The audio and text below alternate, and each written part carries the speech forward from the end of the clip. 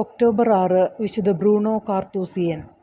വിശുദ്ധ ബ്രൂണോ ഏറ്റവും കൂടുതൽ അറിയപ്പെടുന്നത് കാർത്തൂസിയൻ ക്രമം സ്ഥാപിച്ചതിലൂടെയാണ്.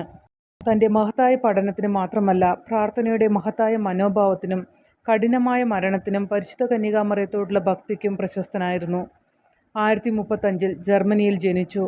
1101 ഒക്ടോബർ 6 ഇറ്റലിയിൽ മരണമടഞ്ഞു. 1055 പുരോഹിതനായി.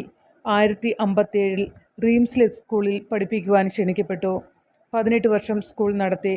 അക്കാലത്ത് ബ്രൂണോയുടെ ശ്രദ്ധാപൂർവമായ ബൗദ്ധിക രൂപീകരണത്തിന് കീഴിൽ നിന്ന് വാഴ്ത്തപ്പെട്ട പോപ്പ് അർബൻ രണ്ടാമൻ ഉൾപ്പെടെ നിരവധി പ്രശസ്തരായ വിദ്യാർത്ഥികൾ ഉയർന്നുവന്നു.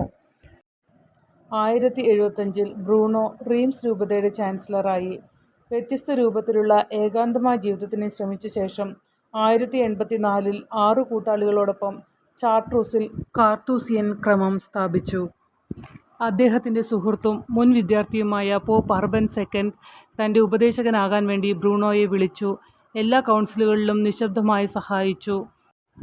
ബ്രൂണോ റെജിയോയുടെ ബിഷപ്പായി തിരഞ്ഞെടുക്കപ്പെട്ടു. ഒടുവിൽ ബ്രൂണോയുടെ നിർബന്ധത്തിന് വഴങ്ങി സന്യാസ ജീവിതത്തിലേക്ക് മടങ്ങാൻ അനുവദിച്ചു. ബ്രൂണോ തൻ്റെ അവസാന 10 വർഷം കാലാബ്രിയയിലെ മരുഭൂമിയിൽ ചിലവഴിച്ചു. അവിടെ തൻ്റെ കൂട്ടാളികളോടൊപ്പം ആശ്രമം സ്ഥാപിച്ചു. 1101 മരിച്ചു. കാർത്തൂസിയൻ ക്രമം വിനയം കർശനമായി പാലിക്കുന്നതിനാൽ വിശുദ്ധ ബ്രൂണോയെ ഒരിക്കലും ഔദ്യോഗികമായി വിശുദ്ധനായി പ്രഖ്യാപിച്ചില്ല.